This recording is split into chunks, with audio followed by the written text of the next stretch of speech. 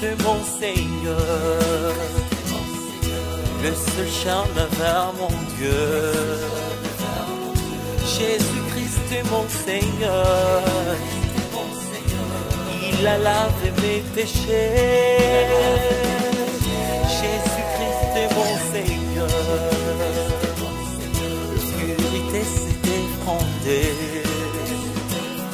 Jésus-Christ mon Seigneur, roi de rois je le proclame.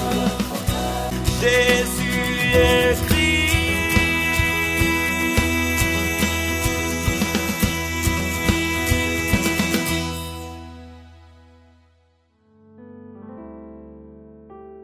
Document témoin de Luc, spécialiste dans l'Évangile. Plusieurs ont entrepris de composer un récit d'événements qui se sont accomplis parmi nous, d'après ce que nous ont transmis ceux qui ont été des témoins oculaires dès le commencement et qui sont devenus des serviteurs de la parole.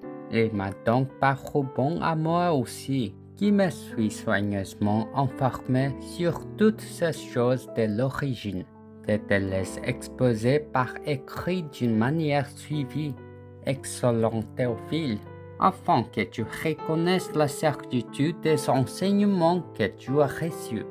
Luc chapitre 1, versets 1 à 4.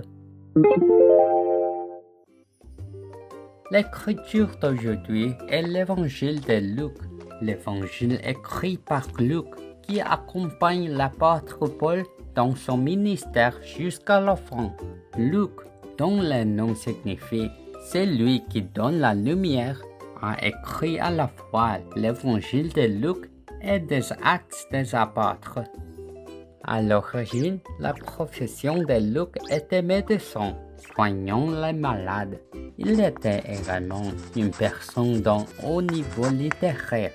En tant que médecin spécialisé dans l'évangile de Genèse 3:15, Luc a écrit une lettre détaillée à l'illustre Théophile, un homme de succès à Rome, relatant tout ce que Jésus-Christ a fait et enseigné depuis le commencement. Théophile était un haut fonctionnaire à Rome. Son nom signifie « celui qui aime Dieu ». Si Théophile, un intellectuel ayant réussi dans le monde, n'avait pas rencontré Luc, le spécialiste dans l'évangile de Genèse 3:15, le Messie, postérité de la femme qui écraserait la tête du serpent, que serait-il advenu? Il serait resté prisonnier du péché originel de Genèse 3, tourmenté par des problèmes spirituels inconnus. Se croyant à tort réussir par ses propres forces, il aurait succombé aux tentations de Satan et toute sa vie se serait effondrée misérablement. Cependant, grâce à sa rencontre avec Luc, le spécialiste dans l'Évangile, Théophile a joué un rôle important dans la proclamation du christianisme comme religion officielle de Rome en 313 après Jésus-Christ. Luc a écouté les témoignages des apôtres et a minutieusement consigné les actes de Jésus-Christ, la manière dont l'évangile s'est répandu après sa résurrection et comment l'Église a commencé, suivant un ordre précis. Tout ce que Jésus-Christ, le Messie, postérité de la femme, Dieu incarné, a fait et enseigné pour sauver toute l'humanité n'est pas une simple histoire ancienne transmise de bouche à oreille. Le diable, même aujourd'hui, cherche à voler, tuer et détruire nos âmes. Jésus-Christ, venu par l'évangile de Genèse 3:15, est toujours vivant et travaille pour écraser complètement la tête du diable.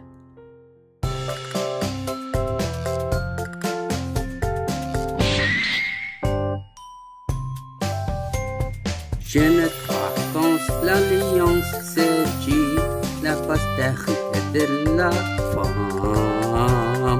Jésus-Christ complètement écrasé, la tête de Satan. Yeah!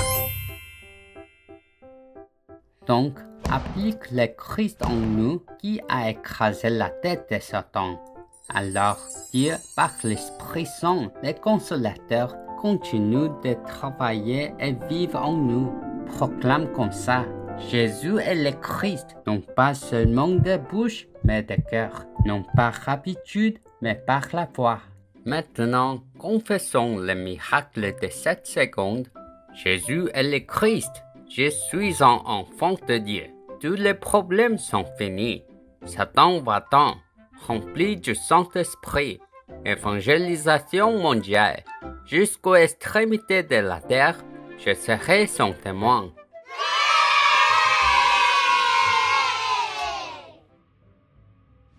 Luc, dans son évangile écrit à Théophile, a été le premier à révéler la réalité de Satan. Dans Luc 4, 1 à 13, on voit comment Satan a défié le Messie, Fils de Dieu, postérité de la femme, le roi des rois qui écraserait la tête du serpent. Satan nous pousse à ne penser qu'au bon matériel. Il nous montre les royaumes du monde, nous environs de connaissances, des désirs et des pouvoirs mondains. Nous faisons perdre tout intérêt pour l'adoration et l'évangile. Même aujourd'hui, Satan cherche à nous faire tomber s'infiltrant par les failles de notre cœur. Pour ne pas succomber à l'orgueil spirituel, nous devons détruire les œuvres du diable en nous.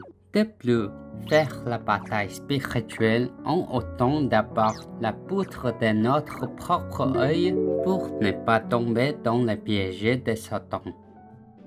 Alors, prions ensemble pour lier les ténèbres au nom de Jésus-Christ. Au nom de l'Esprit Saint de Dieu et de Christ, j'ordonne que toutes les ténèbres qui endurcissent et pétrifient mon âme, qui déforment la parole de Dieu avec mes propres pensées, et tous les pouvoirs du péché issus du péché originel soient brisés en 1000 morceaux et quittent mon corps. Luc, avec sa spécialisation dans l'évangile de Genèse 3:15, a sauvé le noble romain Théophile par le témoignage de Christ.